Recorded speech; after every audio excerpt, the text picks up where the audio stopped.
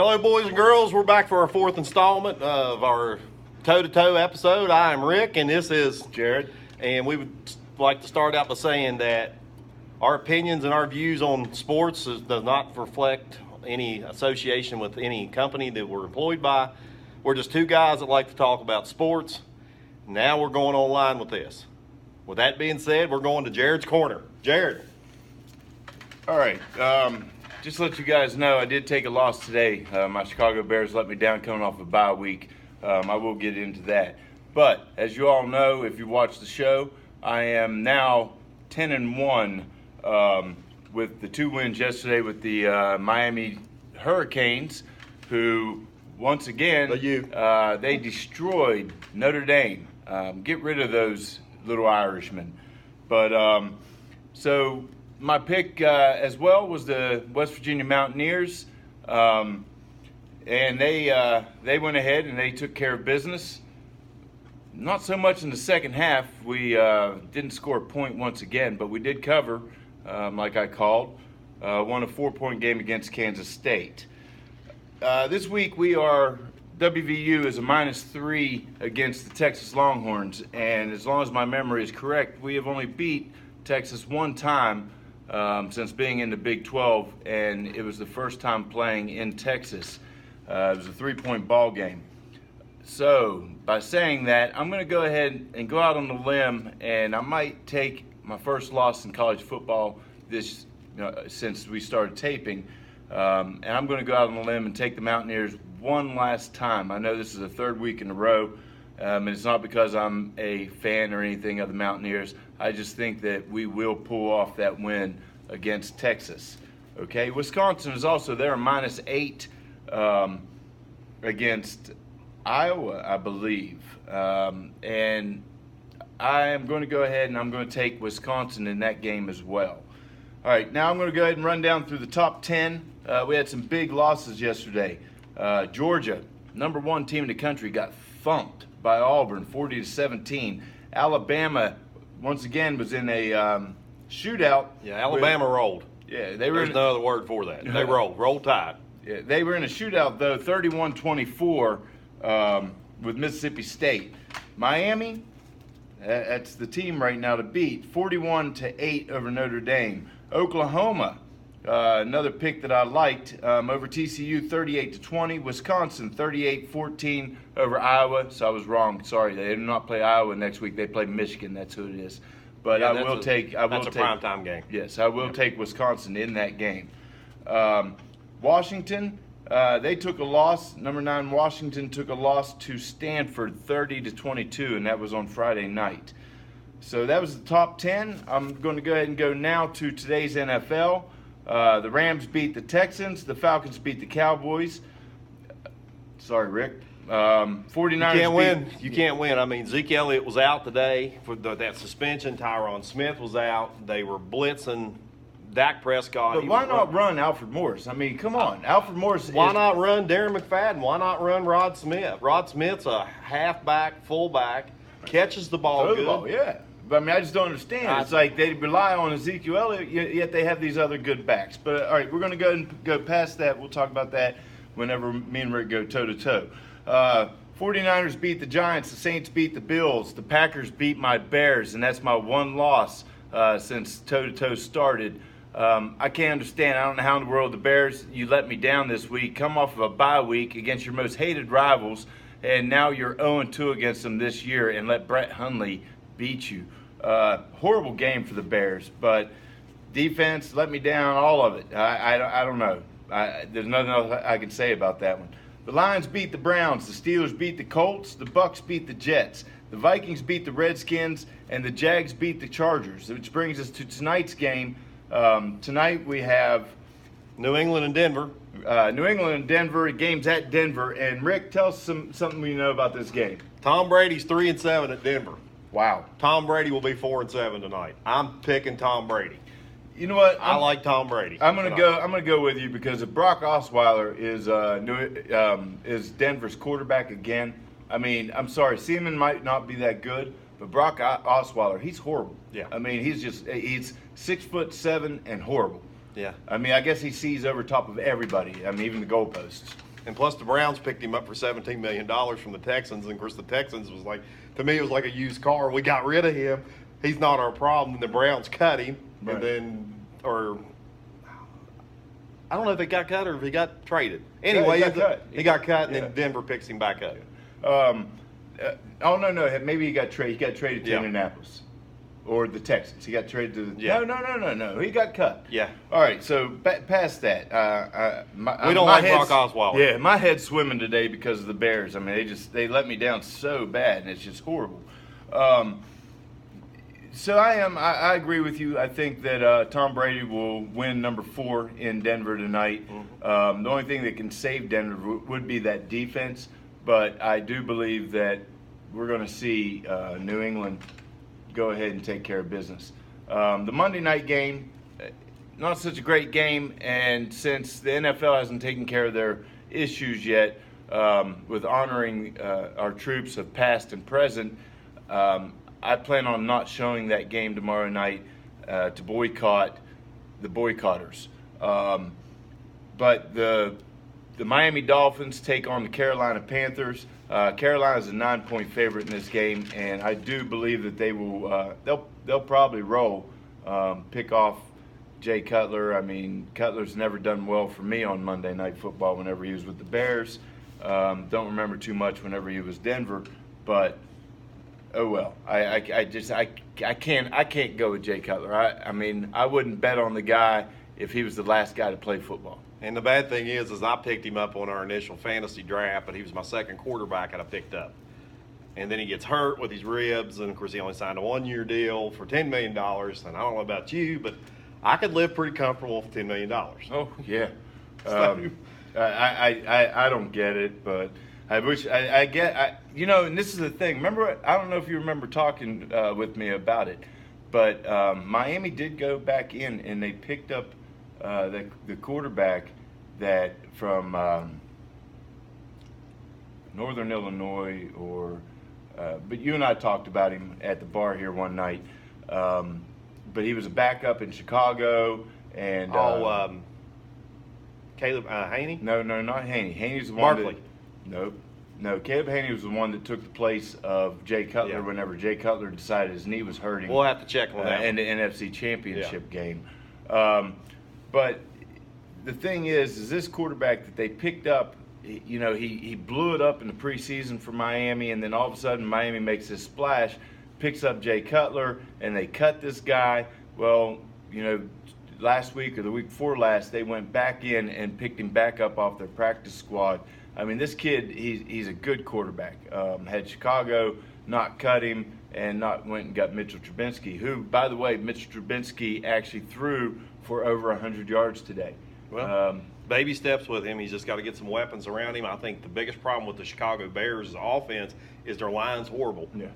They need some wide receivers because all the receivers keep getting hurt. Yeah. You've got Tariq Cohen. You got Jordan Howard.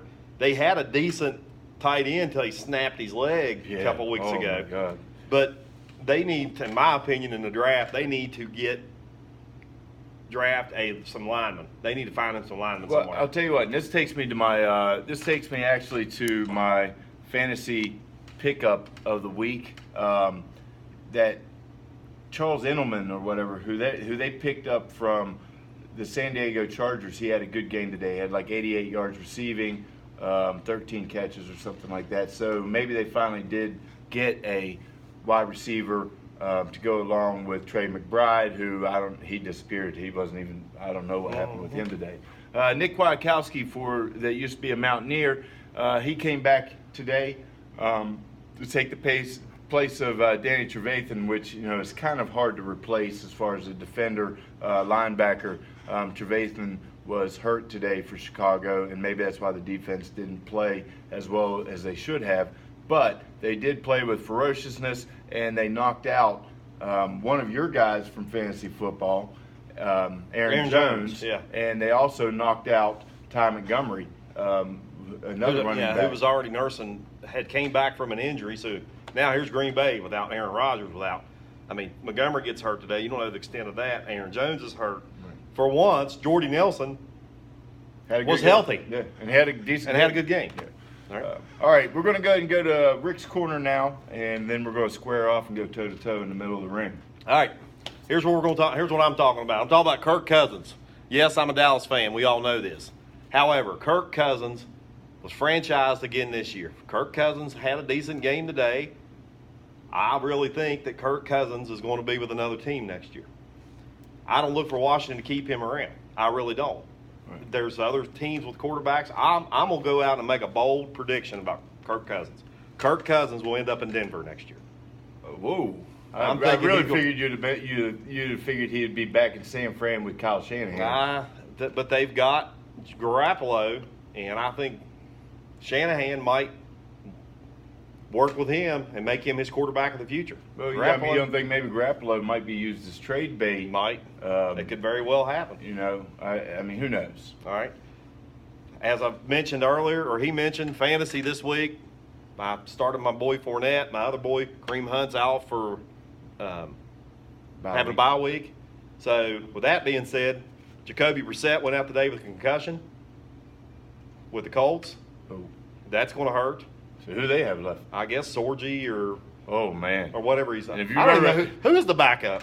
I have no idea, but I'll tell you what. Maybe that'll be my NFL pick of the week for this next coming week. All the lines weren't out whenever we made this taping, so I wasn't able to actually, pick a real choice here. But if Sorgi is the quarterback for the Indianapolis Colts, whoever's playing them next week, take that team. Hey, once again, we didn't get to see how good Philadelphia was this week because they're on a bye week. They'll come back out with a vengeance next week. Hopefully for your sake and the NFC East, they'll come out. Dallas actually has to play Philadelphia. And maybe they'll be cold, coming off that bye week, the way Chicago was today. But the L.A. Rams, I mean, you guys all have to give it up to the L.A. Rams. Absolutely. I mean, these guys look like the late 70s, early 80s L.A. Rams. I mean, just blowing through the NFL. People are like, oh, they're pretenders. They're pretenders. I'm sorry. They're the real deal. I do not think that they are pretenders anymore. And let me throw this out. One team has won 7 straight games. The New Orleans Saints, who started 0-2, won their 7th game today in Buffalo. And tell me about the running game for them. I mean, you told me some interesting information. They ran more touchdowns today than they've ever ran since 2004, including Drew Brees running one. Running one. Drew Brees don't ever run. No. He just passes the ball. Yeah, he's like Tom Brady. You see him run, it's like, oh, my God. He ran for a touchdown today. Ingram scored. Alvin Kamara scored today. They ran the ball straight at him. So, with that being said, we're going to talk about this. This is a good thing for us to go toe-to-toe on tonight. Mid-season MVP, who do you have for the NFL? I'll tell you what, it's either got to be Carson Wentz or I'm going to throw Jared Goff in there as well. I mean, both of those guys have they have outplayed. I mean, I know Tom Brady. Tom Brady's Tom Brady, so he's going to be in there, okay, Rick? Yeah. But, I mean, you have to throw Carson Wentz and Jared Goff in there. Yeah. I mean, my buddy, Aaron Reedy, Reedy, he kept on saying all year long, Carson Wentz. And I'm like, oh, this guy's not really, but wow. I mean, the guy spreads it all over the field. So, I mean, you got to put him in consideration since Philadelphia is sitting there at, 7-1? Yeah. Okay? And now you got to throw Jared Goff in there as well. I mean, the guy did not look like anywhere near the quarterback last year that he has this year. All right. Rookie of the Year. Rookie of the Year. Deshaun Watson had it hands down. Yes. Until I'm going Kareem Hunt. Yeah, well, Deshaun Watson had it hands down until he tore his ACL, and I mean, I feel really I still bad think Kareem Hunt. I think Kareem Hunt had it. I think he's had it. Well, now you definitely he had the one bad game. Yeah. Well, now you definitely got to put Kareem Hunt in there, but I do not think you could have taken it away from what Deshaun Watson was doing. Well, talking about golf, talking about Wentz. There's been a comparison now of Goff, Wentz, Dak Prescott's draft class to the class of 1983, the big quarterback class. Wow. So, okay. So we're taking that's Dan Marino, Todd Blackledge. John Elway, Blackledge, Tony Eason. McMahon was 82.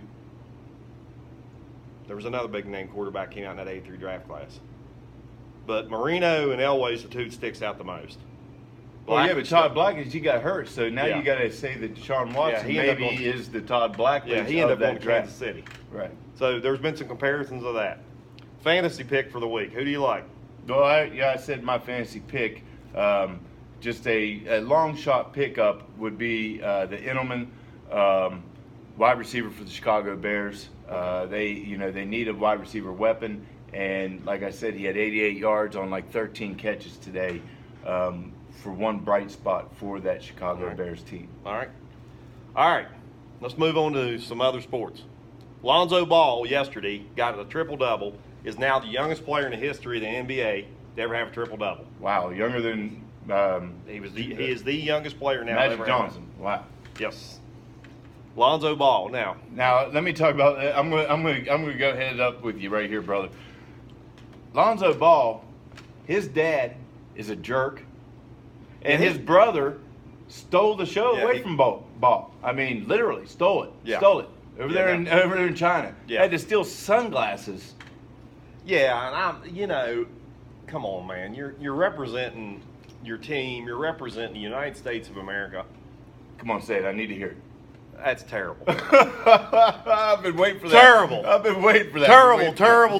That's for Coach Bartlett. That's terrible. I've been waiting for that. Yeah. For 4 weeks. We may I've make been- that. We may make that a segment here soon. But I mean, I hope China goes ahead and canes him and those other two boys. Yeah, because So and his dad actually had the nerve to say, "Oh, that's not such a big thing." no, stealing's not a big thing. No. no. Especially making your country look bad in China. Well, speaking of making countries look bad, they didn't make a country look bad. It made us look bad. But when our beloved Mountaineers traveled to Germany to play the Armed Forces Classic, first few minutes of the game, probably halfway through the first half, I'm thinking, man, we've got a Final Four team. And then I think that our team went back to the locker room, took a nap, ate some heavy carbs, did something. They came out to the second half and didn't even look like the same All right, team. but now this is what I saw in that game, okay? And I was really busy in here.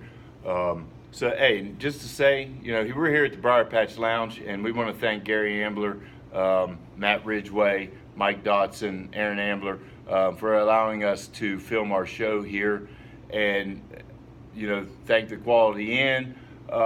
We'd like to thank the people that gave us some input over the past week. Yes, because thank all of you guys for watching. suggestions. I've got one coming up later when we go live. I'm going to address a guy sent me a message last night and said, hey, how about you talk about this? So tune in live. Yeah, so thank you guys. Thank our viewers. We appreciate you. All right, but this is what I saw in that game, Rick.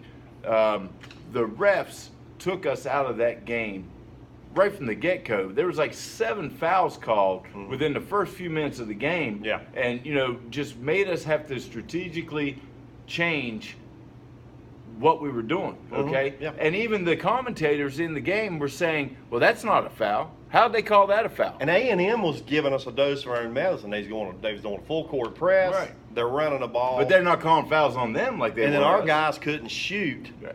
and make a shot. Yeah, we didn't look like the number 11 team in the country. No. Hopefully, which Huggins, he'll get that taken care of. Yeah, Basketball season just started. It's a long Long season. time to march. Yeah.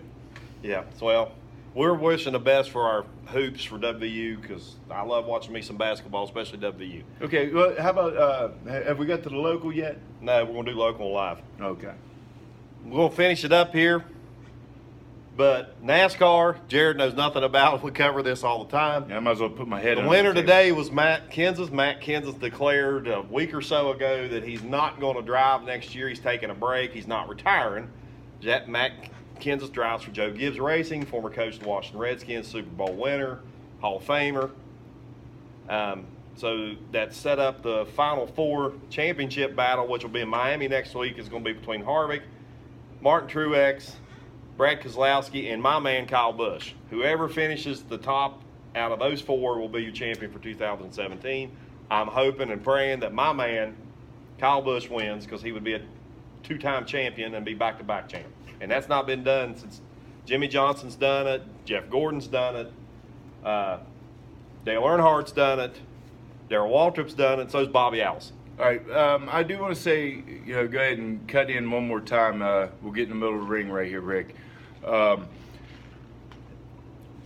My Bears, more than likely, by losing today, you have taken yourself probably out of any playoff chance of the season, okay?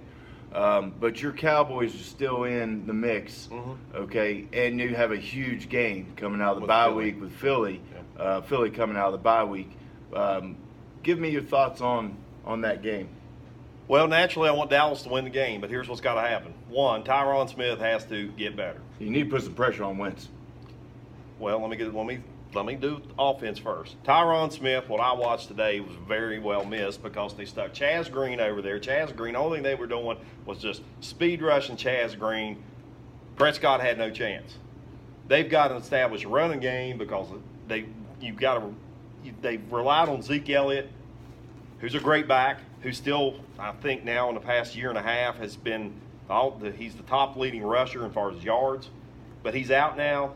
Life moves on. You've got to run Alfred Morris. You've got to run Darren McFadden. You've got to run Rod Smith. You've got to throw the ball to Des Bryant, Cole Beasley. Throw the ball.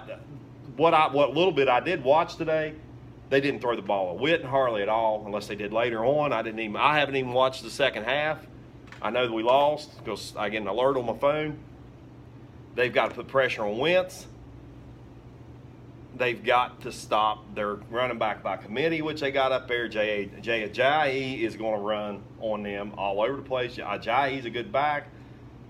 I hope Blunt don't run really. Blunt's a third and short guy anyway. He's a goal line guy. Ajayi's an all-around. I'm going to step in and I'm going to throw a low blow here, and hopefully they didn't get caught by the refs. I think your guys' chances in this game are just the same as Emmitt Smith behind the Arizona Cardinals line his last season of football. Yeah, but sorry, hey, they wanted us to go tell But who is the all-time leading rusher? Oh, come on, Jared, man. who's the all-time leading rusher? That's terrible. Who is it? That's terrible. Who's the all-time leading rusher? No, there's no denying that. Who is your all-time leading rusher in the NFL? Who is it? All right. What's his name? He is. Emmitt Smith is the number one rusher. And as noted in week 2, that you're not. That's going to be a record that's going to be hard to break because the NFL is so pass happy now. Yeah, well, not only that. I mean, running backs they don't make it. They don't have those extensive careers. Yeah, he got 11 or 12 years in. And he just went for a payday with Arizona, and then he came back and actually retired as a Cowboy. But, hey, they signed a one-day deal. Let me give you some interesting information. I wish I wrote this stuff down. There is a back out there, and because of his size and how big he is and strong he is and the chip that he has on his shoulder, and I know that he is for my team, but this guy right here, guys, Jordan Howard. I'm going to blow chunks. This gentleman... they actually compared him to Walter Payton, which is unreal to compare anybody to Walter Payton, even Emmitt Smith. Who's still the all-time leading rusher. All right, but anyways, they compared you have a him. problem with that. They compared him his rookie season and his first 2 years of football to Walter Payton, and he has outproduced Walter Payton in every category. His first 2 years in the NFL. But Walter Payton played on losing teams until. And Jordan Howard hasn't? But Jordan Howard's only played 2 years. Well, Walter Payton's first 2 years was on 2 losing seasons. Right. Teams. So, he didn't start having a winning season until probably like 81, 82-ish, whenever Ditka came in. This is true. But, I mean, I'm just trying to throw out a back that might possibly who was the coach maybe before? challenge. Who was the coach before Mike Ditka at Chicago? Oh, shoot. I do know. There's another famous person. It was in between George Halas and Mike Ditka. This guy has the same name of another famous American icon, Neil Armstrong. Look it up. No, that is who it is. Neil. And it was Neil with 2 L's. Yeah, Neil actually took over after Hollis. Hollis was the owner coach for the longest time. Actually clear up until like into the 70s. Yeah, Neil Armstrong was the guy's name. Well, one more thing, and then we're going to go ahead and I think Rick's going to sound off and take us to Facebook Live. So please follow us over into that. But Rick told me some interesting information about the shoeless kickers. We're going to cover that on Facebook Live. Okay, so never mind. Barefoot kickers. We're going to cover that on Facebook Live. We're going to sign off here. Thanks again for watching us. Make sure you like it. Make sure you comment. Give us some good feedback. Make a suggestion when us talking about something, a sport, and we'll do our best to cover it. And one more thing, and I think we're going to try to do this around bowl season. We also want to get a special guest up here to talk about the Greenbrier East basketball team. Or at least have them call in. Or at least have him call in, but I think we actually will get him to come up and talk about the basketball team. So look forward to that, as well as we want to do a live viewing with some of our audience. So if you're interested in that, send us a message on the new website or the new Facebook site, Rick and Jared's Toe to Toe, and just let us know if you'd be interested. All right. Guys, thank you. We'll see you next week.